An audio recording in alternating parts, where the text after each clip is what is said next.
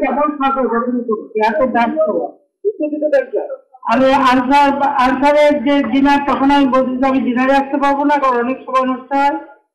আবার বিডিআর শাকিল যখন এসে আমাকে দাওয়াত দিয়ে গেছে, তখন আমি বলছি ভাই আমি তো ডিনারে যেতে পারবো না, আমি শুধু প্রাইভেটে যাবো।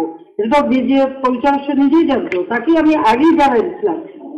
ও আমাকে বারবার ইনসিস্ট করছিল যে আমরা চারটে শো করবো, আপনি আসেন। আমরা দেখো এবার আমার অনেক কাজ, এত ফাইল জমে থাকে, আমি যেতে পারবো। বউ আগে থেকে তাকে জানাবো আপনি এই ভুল তথ্য ম্যাডাম ভুল হতে পারে। আপনি 400 টাকা বললেন, 400 টাকা বললেন, 400 যারা এসেছিল বাইরে থেকে, তারাই কিন্তু এই তো রেজেলের মতো ছিল। আমাদের সত্য কেন হবে না? আপনি এটা আমি আগেই বলে দিয়েছিলাম যে প্রত্যেক প্রোগ্রামে আমি বাইরে থাকবো, কিন্তু ডিনারগুলিতে যে যাওয়ার আমার সময় নেই। কারণ কেবল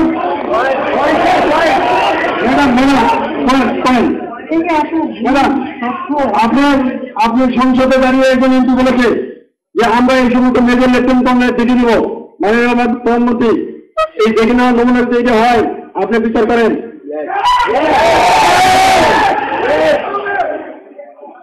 মসজিদ পয়েন্টগুলো বলে ফেলে প্লিজ তাড়াতাড়ি। আগের কথা অনেক অবস্থার কথা বলবো ম্যাডাম। এখন পয়েন্ট বলার জন্য আরো লোক আছে। আমি কেন এসছি ম্যাডাম? যেভাবে পিছনে অভিযোগের উত্তেজিত হয়ে গিয়েছিল, আমি আপনাকে যতটুকু বলতাম এটা ক্ষমা করবেন। মেন্টাল আউটপাস্ট অফ মার্চেল মেবি এটা হয়তো সবার রিফ্লেকশন। এখন যে কথা বলছি না দেখবেন আপনাকে আমি রিকোয়েস্ট করুন ম্যাডাম, আপনি যে যাই বলে আপনি শোনেন, আপনি যে জবাব দেন না কেন ভুল হয়ে যেতে পারে। সবাই কথা বলবে, আপনি কথা শুনুন ম্যাডাম। পয়েন্ট তাদের আছে, এখন পয়েন্টগুলি না পয়েন্টগুলি বলে যাক না।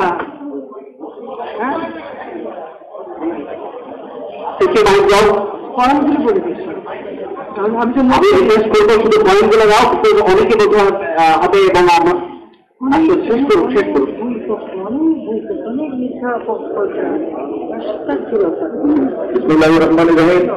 মাননীয় প্রধানমন্ত্রী, মাননীয় সেনাবাহিনী প্রধান এবং সিনিয়র অফিসার বৃন্দ, আসসালামু আলাইকুম।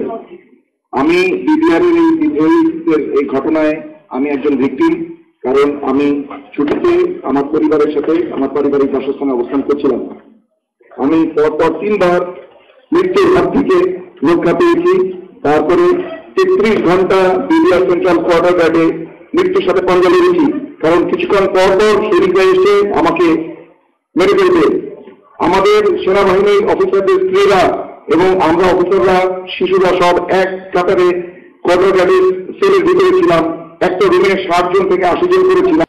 তখন কোয়ার্টার গার্ডের সেল এবং গার্ডদের মিলে নারী, শিশু, বৃদ্ধ, আমার পিতা মা প্যারালাইসিস 75 বছর বয়স, তিনিও সেখানে ছিলেন, সবাইকে মিলে ওখানে আটকে রেখেছে। অথচ মাননীয় স্বরাষ্ট্রমন্ত্রী শুধু লোক দেখানো 25টা অস্ত্র জমা নিয়ে তারপরে কিভাবে আমাদেরকে উদ্ধার না করে ফেরত আসবেন, এটার জবাব আমি সবিনয় আপনার কাছে জানতে চাই।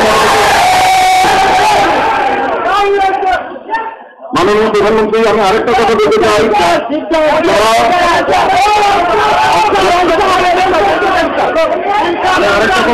মাননীয় প্রধানমন্ত্রী, যারা অত্যাচারিত হয়েছে এবং গুলি খেয়ে কখনো বেঁচেছিল, যদি তৎক্ষণাৎ সেনাবাহিনী এবং এয়ারফোর্স দিয়ে যদি সেখানে অপারেশন চালানো হতো, অনেক গুলিবিদ্ধ অফিসার বেঁচে যেত।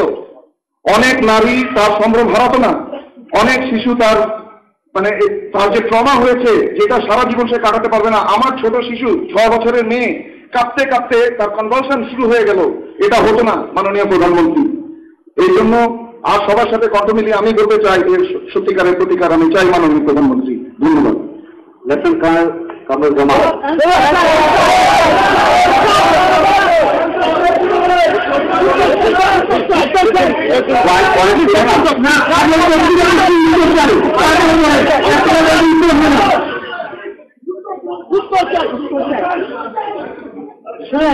স্বরাষ্ট্র বিডিআর এলাকা কত বিশাল, ওই রাত্রেবেলা তার কিছু অর্থ জমা দেয় এবং সারাদিন নিজে গাড়ি করে বাড়িতে যায়, তখনও কোথায় কে আসে সব দিতে যায় না। বিডিআরের অস্ত্র নিয়ে তার সাথে যেটা আমি বললাম যে একজন অফিসারকে বাঁচাতে যে তারা গুলি পর্যন্ত করে, স্বরাষ্ট্রমন্ত্রী তাকে এই কথা বলে আশ্বস্ত করে, দেখো তোমরাও সন্তানের মতো, এরা আমার সন্তান, একে তোমরা দিতে পারবে না, আমি যে 2 হাত দিয়ে ধরে তাকে গাড়ির মধ্যে উদ্ধার করে। কিন্তু কোন জায়গায় কত জায়গায়, কত বিশাল জায়গায় একটা কেউ যদি দেখা না দেয়, না দেয়, যাওয়া তো সম্ভব ছিল না। কিন্তু যতদূর সম্ভব 5টা পর্যন্ত সে ঘুরে ঘুরে যে কটা পরিবার পেরেছিল উদ্ধার করেছিল। কয়েকদিন সকালবেলা সুজন টায়ার হয়ে অসুস্থ দেয়, তখন যখন মতো বলছিল আমি 5টার সময় নিয়ে আসি, এবং কয়েকদিন সকালে যখন মতো দিয়ে যান তার যাওয়ার কথা কোনো উদ্ধার করতে হবে, তখন আবার তারা বন্ধ করে দেয়। এগুলো বাস্তব কথা। যদি কেউ একজন উদ্যোগ চলে আসে, একটা মানুষ তো, আর বিডিআর কাছে কত বিশাল, আর আমাদের তো চেনাও নাই সব জায়গায়। তারপর ওদের লোকরা অস্ত্র নিয়ে তার সাথে সাথে, এবং ওই অফিসার থেকে বের করে আমি পরই তারা খেতে যায়, অফিসার থেকে বের করে আমি পরই খেতে যায় আরো বেশি। কিন্তু আপনার তো আমি সম্পূর্ণ ভুল বুঝে বসে আছি, মিথ্যা তথ্য দিচ্ছে। এটা দুর্ভাগ্যজনক। তারা জীবনের ঝুঁকি নিয়ে উদ্ধার করতে গেল আর তারাই দোষী হয়ে গেল, খুবই দুর্ভাগ্যজনক। যারা জড়িত তারাই খারাপ। মাননীয় প্রধানমন্ত্রী এবং উপস্থিত আমাদের জ্যেষ্ঠ অফিসার বৃন্দ এবং আমার কনিষ্ঠ অফিসার বৃন্দ, আমি একমাত্র জানি মৃত্যু কত অসহায়। তোমরা চিল্লাচিল্লি করো না, তোমার চিল্লাচিল্লি করো না। বিডিআর ধ্বংস করে দিয়েছে, আর্মি ধ্বংস করে দিবে। তোমার তুমি লোক আছে, উদ্দেশ্য তুমি আর্মিকে নষ্ট করো না। বিডিআর গেছে, আমার পিছনের লোক আছে আর্মিকে নষ্ট করার জন্য, তুমি এরকম করো না। পিছনের লোক আবার খুঁজেছে আর্মিকে নষ্ট করার জন্য, ঐক্য নষ্ট করার জন্য, তুমি এরকম করো না। আমি তোমাদের অনুরোধ করছি, আমি যেভাবে বেঁচে আসছি অসহায়, আমার তীরের মতো বলেছে, তীরের মতো আমার সামনে তোমরা নষ্ট করে দিয়েছে বিডিআর। আবার আর্মিকে নষ্ট করার চেষ্টা করতেছে, ষড়যন্ত্র করতেছে। এই মতকে তোমরা নষ্ট করো না। তোমরা তোমাদের মতো থাকো, তোমাদের মতো থাকো।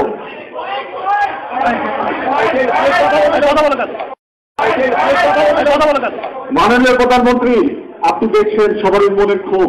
আপনি হলো অনেক স্বজন হারান আপনার দেখা আপনার ভিতরে আছে। আমি একমাত্র সাক্ষী। মাননীয় প্রধানমন্ত্রী, যখন আপনার সাথে মহাপরিচালক কথা বলে, হাইকোর্ট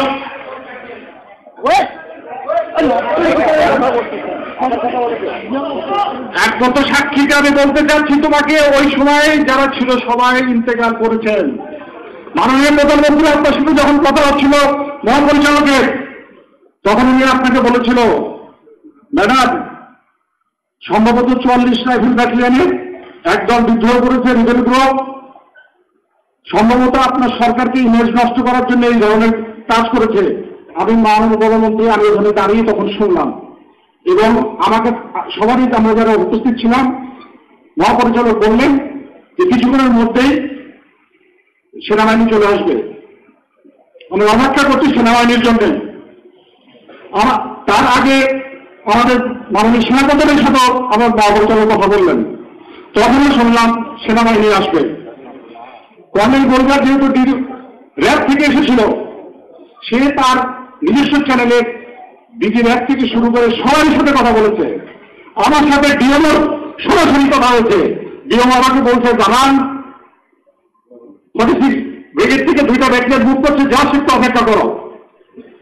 যদি তখন আপনি সেনাবাহিনী মাঠে ব্ল্যাক করেছেন, আমার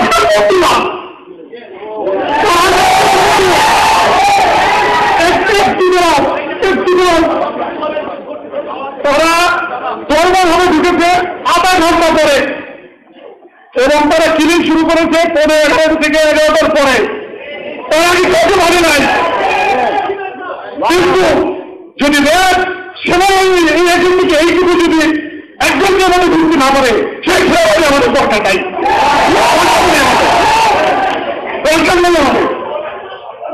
আমরা অসুবিধা ওখানে বসে আছি, সবাইকে বলা হচ্ছে, সবাই বলছে আসছে আসছে, কেউ আসলো না। মাননীয় প্রধানমন্ত্রী, মাত্র প্রথম দিকে 20 থেকে 30 জন সৈনিক হচ্ছে রাইফেল নিয়ে চারিদিকে ঘেরা ছিল। ওদের কাছে লাইভ অ্যানিমেশন ছিল না, ব্ল্যাক অ্যানিমেশন দিয়ে ফায়ার করছিল।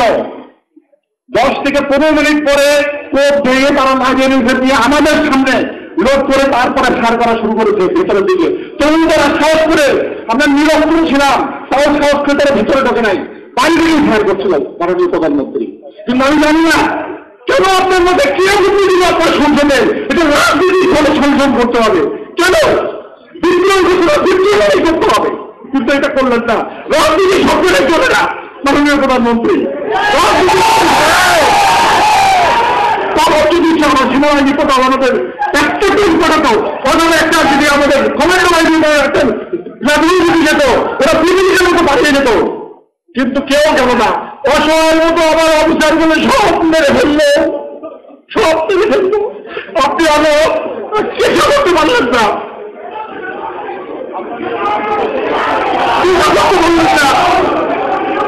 মাননীয় প্রধানমন্ত্রী, আপনি যদি সর্বোচ্চ আসনে থেকে কাউকে যদি সাহায্য না করতে পারেন তাহলে আমাদের ইংলিশ সিস্টেমের দরকার কেন? বিবেকানন্দ দেশকে লিগ না করতে পারেন। মাননীয় প্রধানমন্ত্রী, আপনি যদি আমাদের ইউনিফর্ম দিয়েছেন, শপথ নিয়েছি আমরা, জলে চলে আকাশে যখনই আদেশ করা হচ্ছে গেছি, আমরা ইচ্ছা করে ভিডিওতে যাই নাই, আমাদের দেবর্ষণে পাঠানো হয়েছে প্রশাসনের নির্দেশে আমরা গিয়েছি। তাদের একটি আক্রোশ ছিল সেনাবাহিনী, তারা সেনাবাহিনী অফিসার থেকে সবাইকে মারবো। এই সেনাবাহিনী অফিসারের বিজনেস কারা দিয়েছে আপনার রাজনীতিবিদরা। তারা সংসদে বলে আইএনএফ কে দেখে কি হচ্ছে, আইএনএফ ইয়াজউদ্দিন, মঈনুদ্দিন, ফখরুদ্দিন, তাহলে ওই যদি না থাকত তাহলে এই দেশের কি হতো? আপনার সংসদের সংসদ সদস্যরা এই কথা সংসদে বলে। যদি ওই সময় আমার সেনাবাহিনীরা বিডিআররা যদি সহযোগিতা না করতো, মাননীয় প্রধানমন্ত্রী আপনি বলেন কি হতো? অনেক জীবনের পরে কি হতো? মাননীয় প্রধানমন্ত্রী, আপনার সংসদ সদস্যরা, আপনার সংসদ সদস্যরা আমরা টিভিতে দেখছি যত বিদ্বেষ সেনাবাহিনীর অবস্থার উপরে। আমরা কি দোষ করেছি? আপনি কি সুযোগ সুবিধা দিয়েছেন আমাদের সেনাবাহিনীকে? একটা একটা করে বলেন আমাদের সঙ্গে যে আমরা তোমাদেরকে এই দিয়েছি, আমাদের একটা উত্তর দেন আপনি কি এমন আমাদের সুযোগ সুবিধা দিচ্ছেন যাতে আপনাদের সংসদ সদস্যদের এত অন্তর্জনা সেনাবাহিনীর উপরে? মাননীয় প্রধানমন্ত্রী, কেন সংসদে শুনতে হবে? আমরা কি পরদেশ থেকে এসেছি মাননীয় প্রধানমন্ত্রী? আমরা কি তুমি একটু চুপ করো, একটু চুপ করো, একটু চুপ করো। মাননীয় প্রধানমন্ত্রী যেভাবে তারা অফিসারকে মারল, আপনার সাথে শেষ যখন কথার পরে মহাপরিচালক সেনাপ্রধানের সাথে কথা হলো, বিজিএফের সাথে কথা হলো, ডিএমও কেউ আমার সাথে কথা বললো, আমি আমার টেলিফোনটা জিওটিকে দিলাম, অপেক্ষা করছি কেউ হয়তো আসবে। এর পরবর্তীতে তারা বিভিন্ন যে কাকতুসর মাননীয় প্রধান, আমি আরেকটু ক্লিয়ার করে দিয়েছি 22 এবং 26 তারিখে আসার ব্যাপারটা। মাননীয় প্রধানমন্ত্রী, আপনার পাশে যে স্টাফ থাকে তারা আপনাকে জানায় না, আপনি খোঁজ নিয়ে রাখেন। 22 তারিখে ফোন করা হয়েছিল আপনি 26 তারিখের দিনে আসবেন না, আপনার স্টাফরা তো আমি বলতে হবে আপনি 26 তারিখে আসবেন।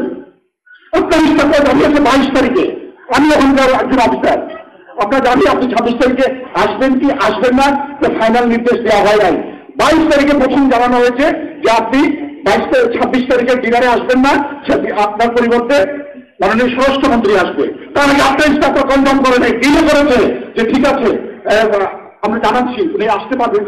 যখন মহাপরিচালক আপনার কাছে দাওয়াত দিয়ে গেছেন, আপনি যখন বলেছেন আসবেন না, তারপরে ওখানে ফেরত আসার পরে, কারণ আপনাকে দাওয়াত দিয়েছেন উনি 23 তারিখে মাননীয় প্রধানমন্ত্রী, কার্ড দিয়েছেন 23 তারিখে 3টার পরে সম্ভবত। আমরা কনফার্ম হয়েছি যে তখন যে আসবেন না হলো 26 তারিখে। এবং আমি আপনাকে বলছি মাননীয় প্রধানমন্ত্রী, আমি 2 বছরের বেশি পিলখানায় চাকরি করছি, যারা রিভেল করেছে এরা কিছু সংখ্যক সৈনিক ঢাকা সেক্টরের পরে মিলেছে। প্রথম দিকের সমস্ত সৈনিক কাকতুস হতে যে 2200 সৈনিক সংযুক্ত হয়েছিল বিভিন্ন দিক থেকে, তারাই প্রাথমিক পর্যায়ে জড়িত ছিল এবং তাদেরকে কারা উস্কানি দিয়েছে। আমি ঠিক জানি না, যেহেতু আমি ওই সময় ওর ভেতর ছিলাম, বাইরে যারা ছিল তারা হয়তো জানে, কিন্তু আমি বলছি মাননীয় প্রধানমন্ত্রী, আমি ওখান থেকে শুনেছি নিউ মার্কেটের গেটে রীতিমতো সিভিল জনতা মিছিল করেছে। আমাদের অন্যকে শুনতে পারতেছি, বলে বলতেছে জনগণ আমাদের সাথে হাত মিলিয়েছে, মাইকে ঘোষণা করতেছে। আপনারা চিন্তা করেন না, জনগণ আছে আমাদের সাথে। আপনারা আপনাদের মনোবল করেন, এইভাবে মাইকের ভেতরে বারবার ঘোষণা করা হচ্ছিল। এই সিভিল করা যাদের এত সেনাবাহিনীর প্রতি তাদের এত বিদ্বেষ, মাননীয় প্রধানমন্ত্রী কোন লোক এখন আমার সেনাবাহিনীকে ধ্বংস করার জন্য আবার এক পর্যন্ত শুরু করেছে। এটা কারা? মাননীয় প্রধানমন্ত্রী বের করতে হবে আপনাকে। আপনার আশেপাশে যারা আছে এগুলো বিশ্বাস করবেন না। এই যারা পিছনে কি সাহস কি আছে পারিয়ে আমি নিজেই থাকছি, তাই আর কি তারা আমাদের কাছে ছিল। কাউকে বিশ্বাস করবেন না আপনি, যারা আপনার আশেপাশে আছে।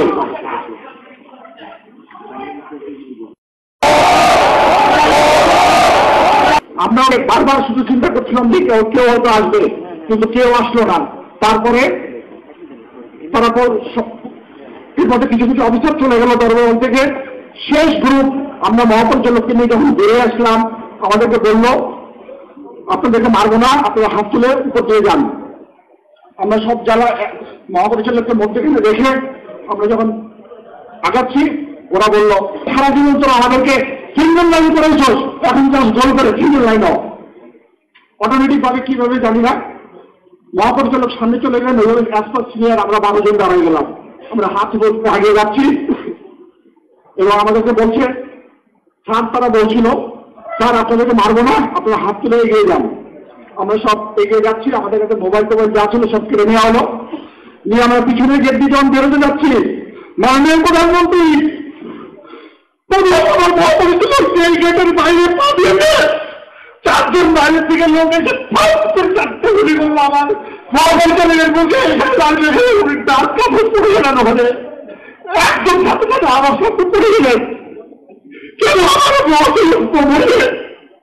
আমার সামনে আমরা দৌড়াইতে নিয়ে গেলাম, এই 16 বছর ধরে কেউ একটা আওয়াজ সবাই দিলেন। তারপরে না বুঝতে পারি নাই কে কিন্তু গুলি করতে, একটা গুলি আমার এখান থেকে বেরিয়ে গেল, টাচ করে আমি মাটিতে পড়ে গেলাম। আমি তার কলিং করে পাশে ছিল হলো টয়লেট বা বাথরুমের মধ্যে আমি ঢুকে গেলাম। তারা তো কিভাবে উত্তর করেছে। তারপর আমাকে যখন আবার বাথরুমের মধ্যে পেল, বাথরুমের মধ্যে তারা দরজা না খুলেই 7টা অঞ্চল করে ফায়ার করলো। যেহেতু তার দরজা খুলে নেই, গুলিটা লাগে নাই। তারপর যেন আমাকে ধরে বের করে দিয়ে গেল। ম্যাডাম, মাননীয় প্রধানমন্ত্রী, আমি দেখলাম দিল্লি থেকে শুরু করে আমার সাথে যে 11 জন ছিল, শুধু তারা মানে বিক্ষত করে দিয়েছে। মাননীয় প্রধানমন্ত্রী, আপনি যদি ছেলেমেয়েদের করাতে ওদের এত সাহস ছিল না, ওদেরকে এত সাহস করে মারতে পারত না। তারা শক্ত হয়েছে বেলা 1টা-1:30টার পরে তারা শক্ত দেখেছে গেছে। তার আগে পর্যন্ত কোনো লিডারশিপ ছিল না, যে জানতে পারছিল সে তার কাজ করতেছিল। আপনার এই রাজনৈতিক চিন্তাধারাটা সম্পূর্ণ ভুল হয়েছে মাননীয় প্রধানমন্ত্রী, আমরা জানি সম্পূর্ণ ভুল হয়েছে। মাননীয় প্রধানমন্ত্রী, আমার আপনার কাছে অনুরোধ, আপনি বৃহত্তর চিন্তা করে হয়তো ওটা করেন নাই, আমাদের পরিবারের যে চিন্তা করে করেন নাই। আমার প্রশ্ন, আমরা 168 জন অফিসার ওদের মাঠ থেকে ধরে আসতে পারলাম না, 7.5 থেকে 9,000 সৈন্য আপনাদের থেকে বেরিয়ে গেল কিভাবে?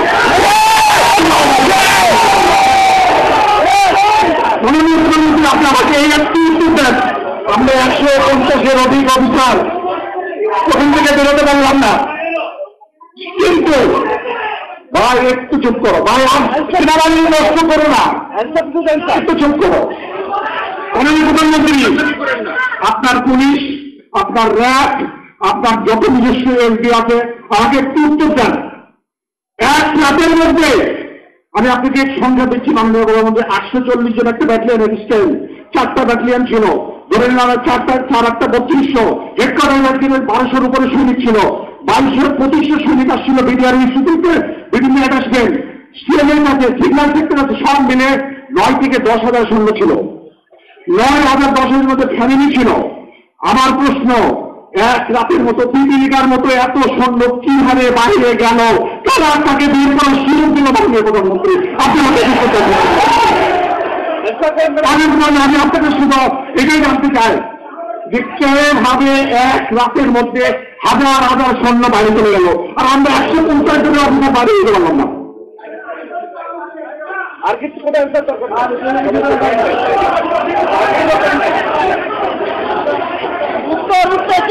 আমাদের প্রধানমন্ত্রী আপনার বীর স্থির সিদ্ধান্তের কারণে আমাদের ট্যালেন্টের অবস্থাগুলো মারা গেল। মানুষ মুরগিকে ভাবে মানে না, ওইভাবে লড়াই করে না, তারা কিভাবে করেছে? মাননীয় প্রধানমন্ত্রী, আমি একজন সাক্ষী, অনেকেই আছে সাক্ষী, এর মধ্যে আমি একজন আমি দেখেছি। আল্লাহ কেন আমাকে বাঁচাচ্ছে আমি জানি না, হয়তো এই কথাগুলি বলার জন্য আমাকে বাঁচিয়ে রাখছে। সবাই বললেই রাখছে না কেন আমরা বন্ধু তারা, কিন্তু আপনারা কিছু করলেন না। আমার এত সেনাবাহিনী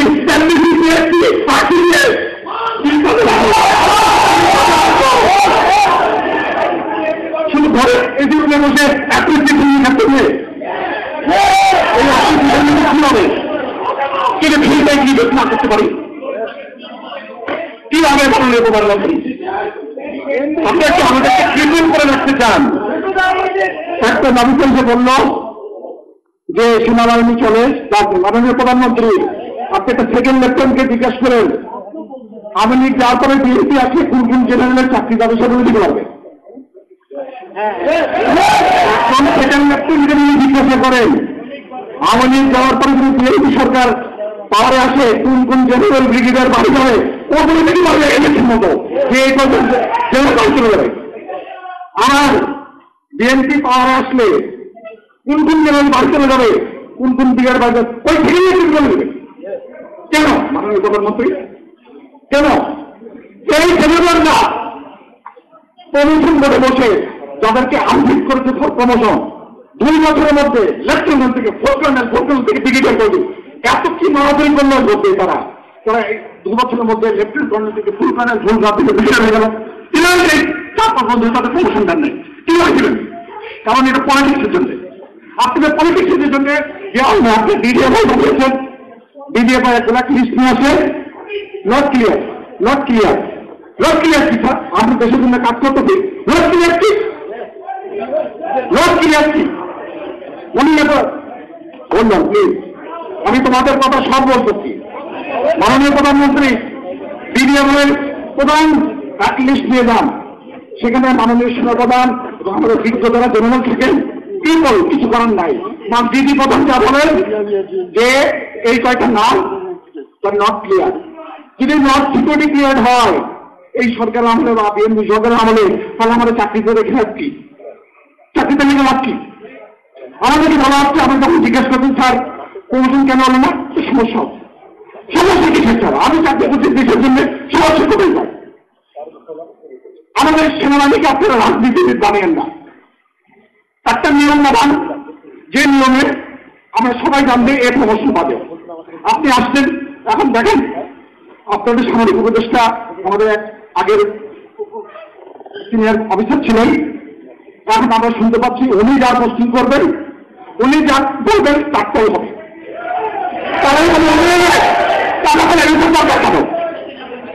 ভাই দাঁড়াও, বলতে দাও।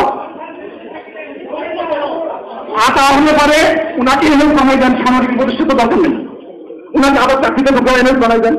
উনি যদি বলেন অমন জেনারেল ওখানে যাবে, অমন জেনারেল ওখানে যাবে, অমন ব্রিগেডিয়ার ওখানে যাবে, যে লেফটেন্যান্ট আমার একটা প্রশ্ন, যে লেফটেন্যান্টকে এই জেনারেলরা প্রমোশন দেন নাই আমাদের সিনিয়ররা, যে কারণেই আপনি আসার সাথে সাথে 15 দিনের মধ্যে আপনার রেজিমেন্টের ডেপুটি কমান্ডেন্ট করা হলো কেন? আমার প্রশ্ন দেন। পিডিআর রেজিমেন্টের উনি ডেপুটি কমান্ডেন্ট হয়ে গেলেন, কিন্তু গত 5 বছর ধরে জানেন আমাদের পিডিআর ছিলেন, বাইরে ছিলেন, বিকজ তোনার বলে আওয়ামী লীগের গন্ধ ছিল, বিএনপি আমলে হয় নাই। এই আওয়ামী লীগের গন্ধ বিএনপির গন্ধ সেনাবাহিনীর মধ্যে থাকবে কেন? কেন থাকবে?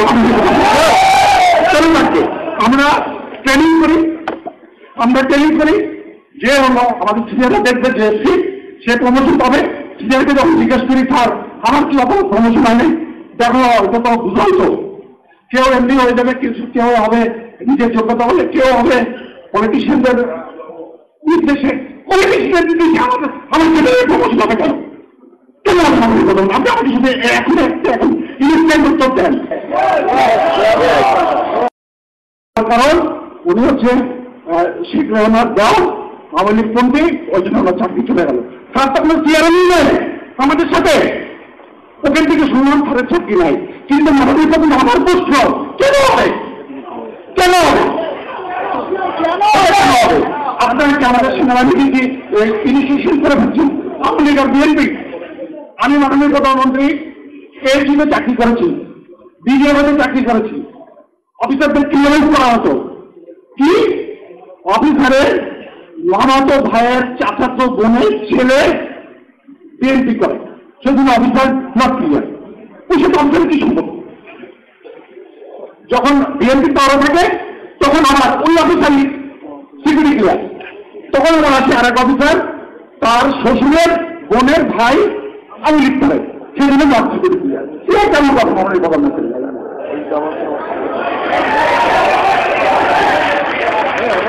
মাননীয় প্রধানমন্ত্রী, এটা হচ্ছে আমার কথা।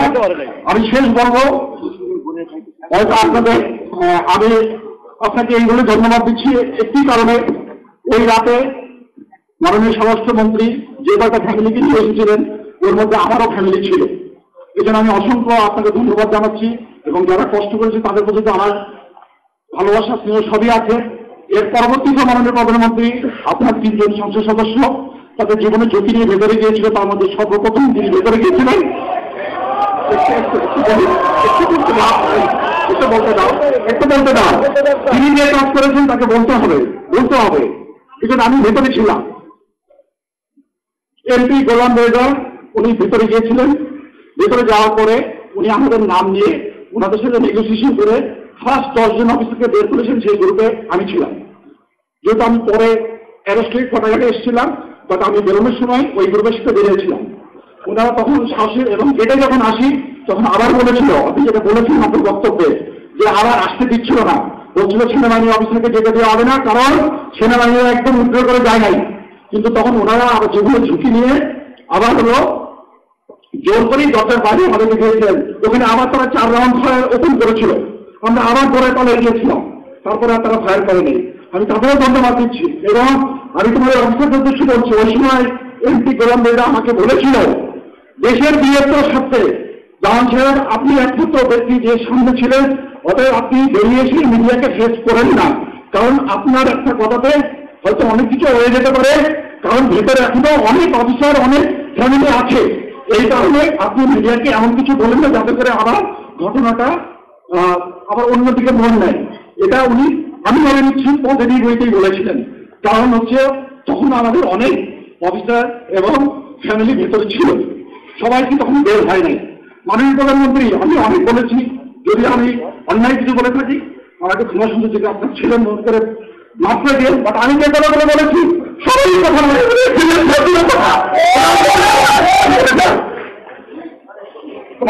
আমাকে অসংখ্য ধন্যবাদ আমার কথা শোনার জন্য।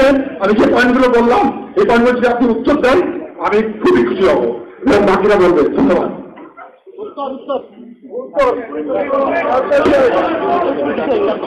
মাননীয় প্রধানমন্ত্রী, আমি লেফটেন্যান্ট কর্নেল শহীদ। মাননীয় প্রধানমন্ত্রী, আমি আমার পয়েন্ট বলার আগে সোফার আমরা অনেকগুলি প্রশ্ন শুনেছি, আমাদের যে আগের বক্তারা অনেক প্রশ্ন করেছেন। এই প্রশ্নের উত্তর শোনার পরে আমি আমার প্রশ্ন করব। আমি বাকি সকল অফিসারদেরকে বলছি, প্লিজ আপনার ধৈর্য ধরে অপেক্ষা করুন। পয়েন্ট বললে খালি পয়েন্ট হয় না, কথার মধ্যে কিন্তু অনেক প্রশ্ন করা হয়েছে। সো আমাদেরকে ওই প্রশ্নের উত্তর পেতে দেন মাননীয় প্রধানমন্ত্রী। একটা কথা হচ্ছে যে সেনাবাহিনী ডিপ্লয়ের ব্যাপারে এটা যে ডিক্লেয়ার করা হয়নি এটা কিন্তু ঠিক না। ঘটনা যখনই খবর পাওয়া গেছে সঙ্গে সঙ্গে আমাকে আমার সামরিক উপদেষ্টা ফোন করে জানালো যে এই অবস্থা, কাজে আর্মি কল করা হচ্ছে। আমি মহিলার সাথে কথা বললাম, ওকে ফোন করলে আমরা যে ইমিডিয়েটলি সেনাবাহিনী পাঠাও। সঙ্গে সঙ্গে আমি কথাও বললাম যে সেনাবাহিনী আসতে কত সময় লাগবে, যদি বেশি সময় লাগে তাহলে ইমিডিয়েটলি বিমান বাহিনীকে বলে হেলিকপ্টার উড়ান, যাতে ওরা ভয় পায় এবং আর কোনো অঘটন না ঘটায়। কাজে আমরা যে শুধু রাজনৈতিক ভাবে করছি কথাটা কিন্তু ঠিক না, আর একক রাজনৈতিক ভাবে হয় না। এখানে একটা ঘটনা ঘটে যাচ্ছে সামরিক বাহিনীর সংসারে, এবং সেখানে সেনাবাহিনী পৌঁছতেও তো সময় লেগেছে, প্রায় 12টার দিকে, 12টা দিকে কিন্তু ওখানে পৌঁছায়, এবং সেনাবাহিনীর ও বিডিআরের গুলিতে কিন্তু একটা সৈনিক মারাও যায়, এটাও আপনাদের জানা উচিত। 2 জন আহত হয়, একজনের মাথায় গুলি, এখনো খুব খারাপ অবস্থা। যদি সেনাবাহিনী উদ্ধারে যায় নাই এ কথা কিন্তু ঠিক না, আপনাদের উদ্ধার করতে যে একজন মারাও গেছে এটাও আপনাদের মনে রাখবেন।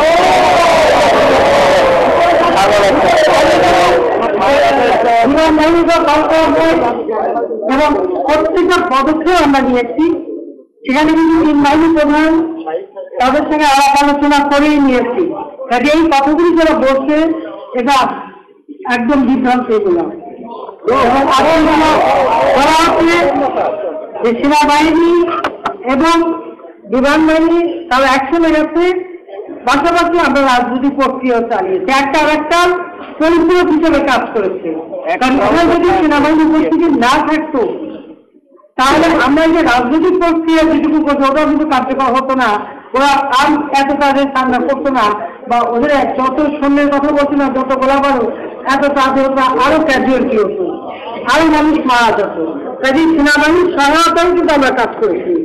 এই যে ভুল বুঝিয়ে এবং কারা এটা খাওয়াচ্ছে এটা আমি জানি না, এটা কিন্তু সম্পূর্ণ বিভ্রান্ত হয়েছে। পালানোর কথা আমরা জানি, আমি যেটা পরে খবর পেয়েছি যে 5 নম্বর গেটটা নাকি একেবারে উন্মুক্ত ছিল, এবং ওখানে আপনাদের সবাই দেখছে যে কাগজ টুকর ফেলে রেখে অনেকেই ওখান থেকে ভেঙে গেছে, শব্দ শোনার সাথে সাথে অনেকে চলে গেছে। আর মিছিলের কথা আমাদের বাড়ির তরফ থেকে কিন্তু কোনো মিছিল হয় না, এটা বাস্তব। এবং যখন আমি মিছিল অনুসরণ করে পুলিশকে বলছি যে আপনারা কেন লোক গেটের কাছে আসতে দিচ্ছেন, কিন্তু সঙ্গে সঙ্গে তার মধ্যে ব্যবস্থা হয়েছে এবং কারা মিছিল করেছে আমি আপনাদের অনুরোধ করবো, এগুলো তো টেলিভিশনে ছবি এসেছে, আপনার নিজেরা কি দেখেন না তারা কারা, আপনি নিজেরাই দেখেন, তাহলেই আপনাদের জবাব দিয়ে যাবে। আর বিষয়গুলি নিয়ে সেন্টিমেন্টাল হতে পারবো না, এটা ডিটারমেন্টের ব্যাপার।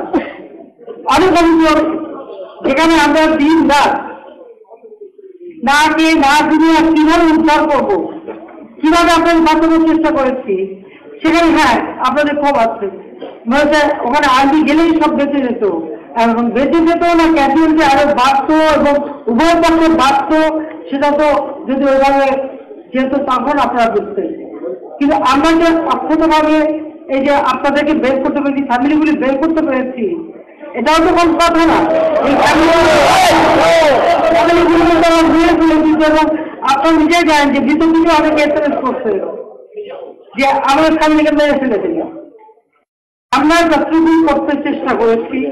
আর পার্লামেন্টের বক্তৃতা, পার্লামেন্টটা ফ্রি জায়গা, এখানে এমপিদের স্বাধীনতা বক্তৃতা দেওয়া, এই আইএমএস কে বলেছে বা কে কি বক্তৃতা দিয়েছে সে এবং কারা কোন পার্টি, এটা তো আপনারা নিজেরাই একটু ভালোভাবে শুনলেই বুঝতে পারবেন।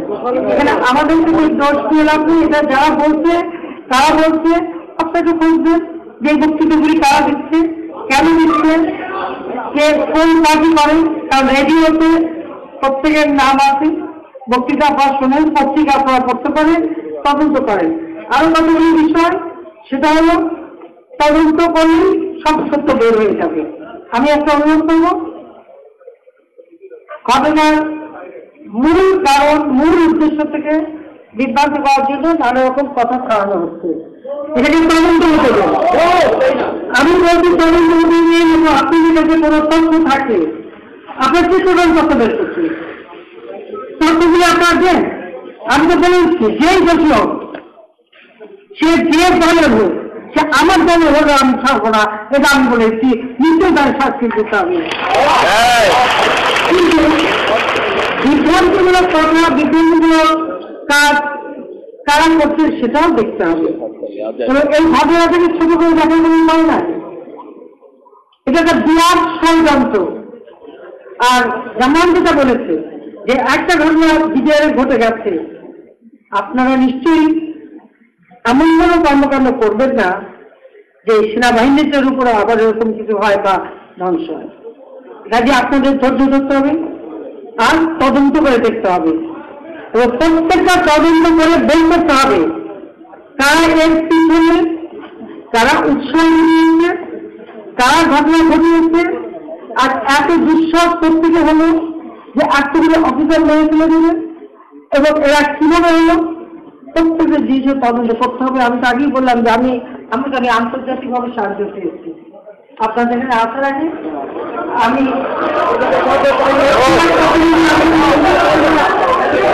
দেখবেন না আন্তর্জাতিকভাবেও আমি সহযোগিতা নিয়ে এটা অবশ্যই তদন্ত করে জঘন্য ঘটনার যাতে বিচার হয় আমরা সে ব্যবস্থা করবো, কিন্তু এখানে আপনাদের সহযোগিতা লাগবে। আপনাদের কাছে সঠিক তথ্য থাকলে এই একটা বলে দেবো, একটা বলে দেবো, যদি উত্তেজিত হলে চলবে না। সঠিক তথ্য বের করার জন্য প্রত্যেককে তার সময় আত্মীয় স্বজন আছে, পরিচিতি আছে, আপনারা গভর্নমেন্ট সাহায্য করেন না, ততগুলি আমরা দেখেন আমরা ব্যবস্থা করব, অবশ্যই করব। আর দেশ থেকে বলবে বলেন মাননীয় প্রধানমন্ত্রী, আমরা প্লিজ অফিসে আমরা একটু ঠান্ডা মাথায় আসি। আমরা অনেক বলছি, অনেক পয়েন্ট আমাদের আসবে। আমি এখন পয়েন্টে আসছি প্রধানমন্ত্রী,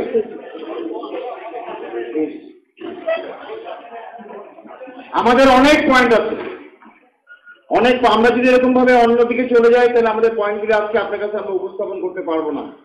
আমরা একটি ডিসিপ্লিন ফোর্স, আমরা ডিসিপ্লিনের থেকে আপনাকে পয়েন্টগুলি জানতে চাই এবং ল অফ দ্য ল্যান্ড অনুযায়ী আমরা কাজ করতে চাই। জনসমক্ষে আমরা সবার বিচার চাই। সবাইকে খুঁজতে হবে আর্মি আন্ডারে 3 বাহিনী, র্যাব, পুলিশ সবাইকে নিয়ে বিভিন্ন জায়গায় ছড়িয়ে ছিটিয়ে গিয়ে অপারেশন রেবেল হান্ট করে সমস্ত দুষ্কৃতিকারীদেরকে খুঁজে বের করে জনসমক্ষে শাস্তি দিতে হবে। মাননীয় প্রধানমন্ত্রী, আপনার কাছে আমার আকুতি আগ্রহ, আমাদের সবার, আমরা এখানে কেউ আমার নিজস্ব পয়েন্ট দিচ্ছি না, আমরা সবার পয়েন্ট দিচ্ছি। আপনি আজকে এখান থেকে আদেশ দিয়ে দেন যে অপারেশন রেবেল হান্ট শুরু হোক। আমরা Please, gentlemen, please, ladies and gentlemen, behave. Let me finish. আমরা চাই আপনি আমাদেরকে এখান থেকে আদেশ দেন। আমরা আপনার আদেশে দেশের সমস্ত আইন মেনে রেখে আমরা সবাইকে খুঁজে বের করতে চাই।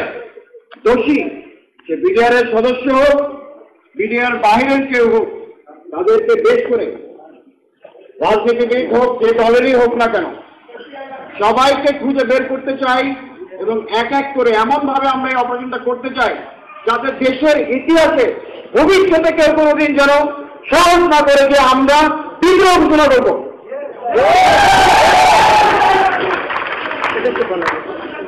মাননীয় প্রধানমন্ত্রী, আমি আপনার উত্তরের জন্য অপেক্ষা করছি। আমরা সবাই ইতিমধ্যেই কিন্তু আমরা এই ব্যাপারে পদক্ষেপ নিয়েছি। প্রধানমন্ত্রী, আমাদের অফিসারদের আপনার কাছে একটাই আরজ যে আমরা আজকে আপনার কাছ থেকে এখান থেকে এক্সপ্লিসিট অর্ডার চাচ্ছি না। ডিফেন্স মিনিস্টার, আপনি আমাদের মা। ডিফেন্সের সবকিছু একটা নিয়ম থাকে। আমরা 24 ঘন্টার সময় দিয়েছি তাদেরকে সারেন্ডার করতে। এই 24 ঘন্টার পাওয়ার সাথে সাথে তাদের বিরুদ্ধে তাদের অভিযান শুরু হয়ে যাবে। এটা কিন্তু সঙ্গে সঙ্গে এটা সময়টা দিতে হয়, আপনারা ডিসিপ্লিন করছে, এটা মনে রাখতে হবে। 24 ঘন্টার সময় দেওয়া হয়েছে, সমস্ত রেডিও টেলিভিশনে অ্যানাউন্স করে দেওয়া হয়েছে যে প্রত্যেকে যারা পালিয়ে গেছে তারা এসে সারেন্ডার করবে। আর 24 ঘন্টা পার হবার পরেই কিন্তু তাদের বিরুদ্ধে সার্চ করা শুরু হয়ে যাবে। আবার এটা সঙ্গে সঙ্গে যাবে। সেনাবাহিনী প্রধান আছে, বিমান বাহিনী প্রধান আছে, নৌবাহিনী প্রধান আছে, তাদেরকে নিয়ে বসে এটা অফিসিয়াল অর্ডার আমরা করে দেবো। মাননীয় প্রধানমন্ত্রী, আপনাকে ধন্যবাদ যে আপনি আমাদের কথাটা বুঝতে পেরেছেন। বাট আমাদের রিকোয়ারমেন্ট, মাননীয় প্রধানমন্ত্রী, আমরা যা চেয়েছি সেটা হচ্ছে আমরা অতি শীঘ্র আজকে, অতি শীঘ্র বলতে মাননীয় প্রধানমন্ত্রী, আমরা আজকের থেকে আদেশ চাচ্ছি যে আমরা নেমে যেতে চাই। আমরা যুদ্ধ করি, যুদ্ধে আমাদের প্রথম দরকার হচ্ছে কি ইন্টেলিজেন্স কি। আমরা জানি না এত বড় একটা ঘটনা ঘটে